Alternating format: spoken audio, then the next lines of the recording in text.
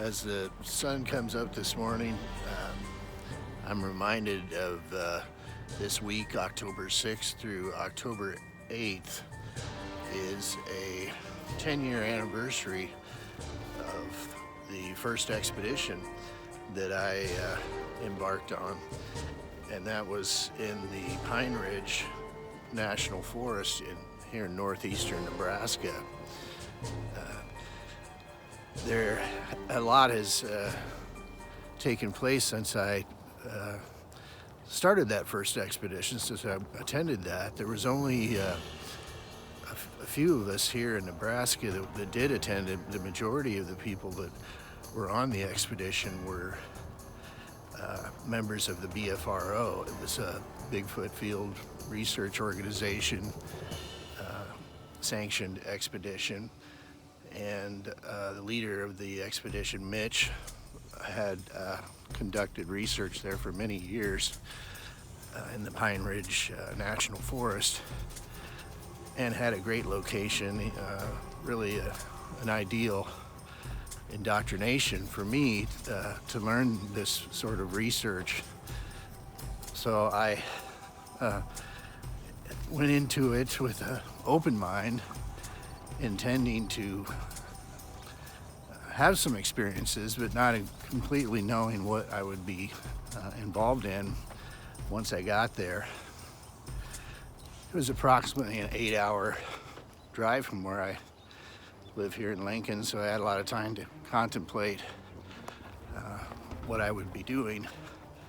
When I got there, I brought a recording equipment and had followed the booklet that they had given to learn about the rules and regulations that the BFRO had outlined for such an expedition. The members that attended were researchers from Washington State, Kirk. There was researchers from Colorado. There was a Todd. There was some from Wyoming and Florida that had attended a great deal of expeditions. And so there was a ton of experience there. We had the R2D2 unit was there. This was a 360 FLIR recorder that was on top of the vehicle mounted. All of this was new to me. They had military grade equipment, and we were in an area that had a aquifer. It was actually the very beginnings of the Niobrara River, which flows from the northwest of Nebraska to the east of Nebraska. And at that point where we were camped at, it was just coming out of the ground as an underground aquifer. It was origins of where it was coming up. So it was a natural spring head. Just a beautiful location, and the elevation to about 4,000 to 5,000 elevation. So it would be a low range, mountain range in a pinewood forest, and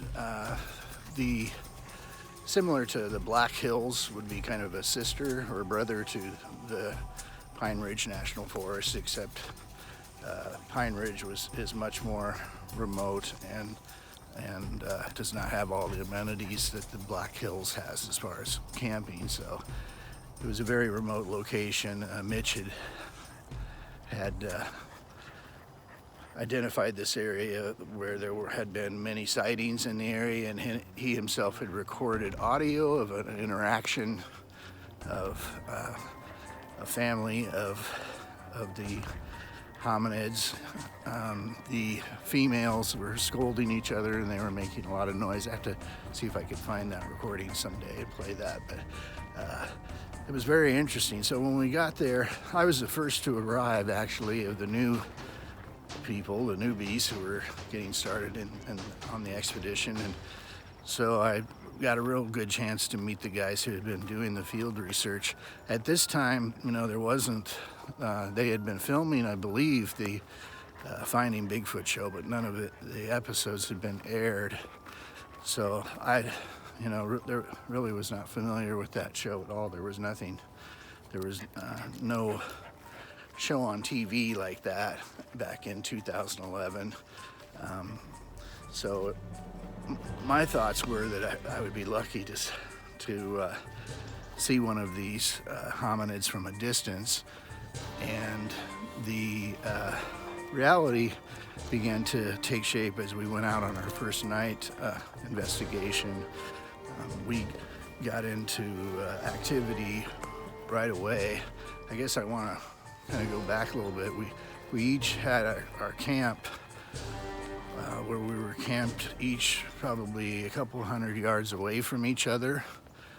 I was the closest to the main camp because I got there first, and then there was other people that became very good friends of mine over the years, Paul and Scott, that arrived. There was only two of us from Nebraska, and probably only about 10 or 11 of us total in the whole expedition. So it was a very small footprint for this sort of experience, which I really believe is important when you do these expeditions, to keep them small. But the first night together there, Mitch had planned to have the teams split up and do some interactions.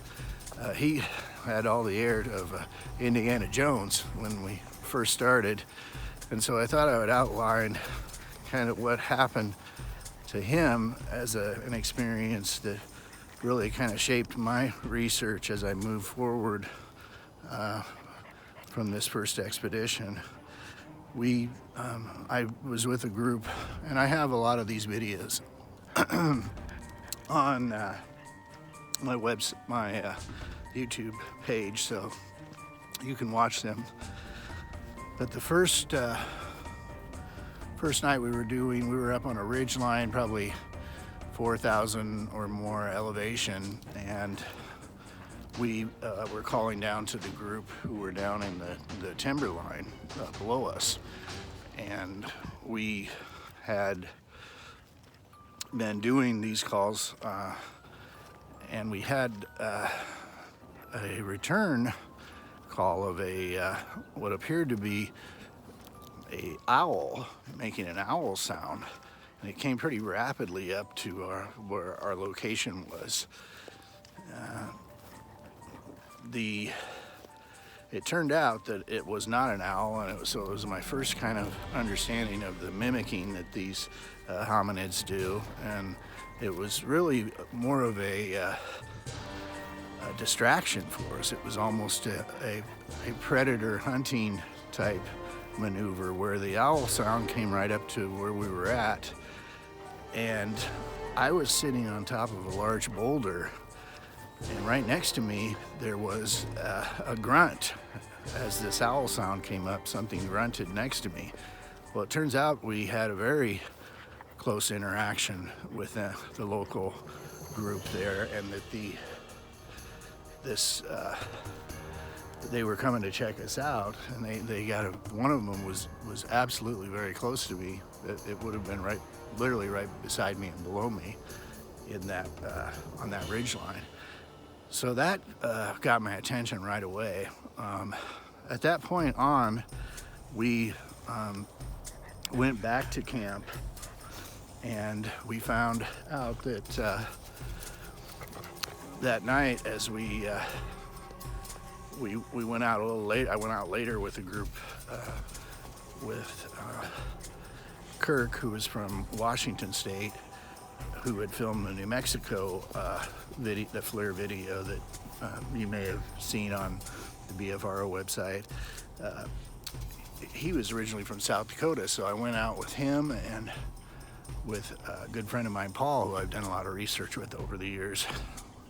Later that night, when we got back to the lower, down into the pinewood forest below where they had been, And as soon as we got out of our vehicle, a tree was pushed over, and you could feel the energy was not an energy of welcoming. As a matter of fact, it was to the contrary. You had a feeling that you were not welcome and that you should leave. It was one of those kind of fight or flight things.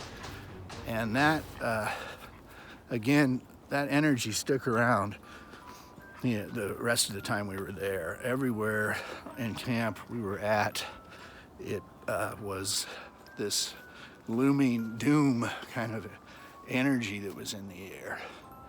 And it really kind of solidified. I kind of questioned myself why I would be participating in this, because it wasn't quite what I had thought. I didn't think I would, be in, that close interaction right away, and I didn't realize that we could possibly be in this sort of danger, or at least that it would be a feeling of not, being welcome. So, at any rate, what happened was that next morning, Mitch really was not the leader that he had been when I'd met him that first day, and he seemed really disheveled. Almost like he didn't even know what direction north, south, east, or west was. So I found that really baffling. It was like a completely different person. And I found out later that day that Kirk had explained to me that Mitch had gotten zapped over the night in his tent, and it was apparently a pretty traumatic situation, and I hadn't really, I'd heard about these kind of things, but this was my first time really taking that in as a reality. Apparently, by bringing us into this location, the alpha male was not happy about the fact that Kirk had brought us here, and he made that clear by punishing Mitch with this sort of what they refer to as a zap. We don't know if it's infrasound or what it is that they use. They seem to have I have a bioelectric hominin theory on my website that attempts to explain some of these biological things, that they have some ancient vestiges of things they do. But it was a really eye-opening experience to me. And so we went out to do some research, look at some of the areas where the sightings had been around the Pine Ridge area there that day. And when we came back to camp, we focused a lot on the ridge lines, looking on the ridge lines and looking around. And when we came back to camp, we noticed Kirk, whose tent was not far from mine, just really down the hill. His tent was up in a tree. It was resting very high up in the top of not the very top, up towards the middle of a very large pine tree. And that, though there had been wind that day, there was not the amount of wind to pull a tent up and to put it up into a tree like that. So, a few things there that occurred that was just kind of baffling to me. It started to shape my research. From there on, I learned a great deal.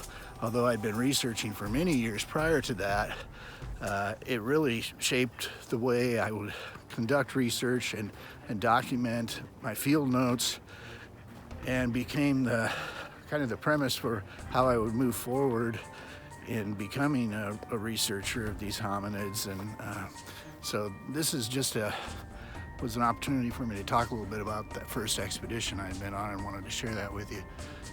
This is Richard Soule and the Land of the Giants.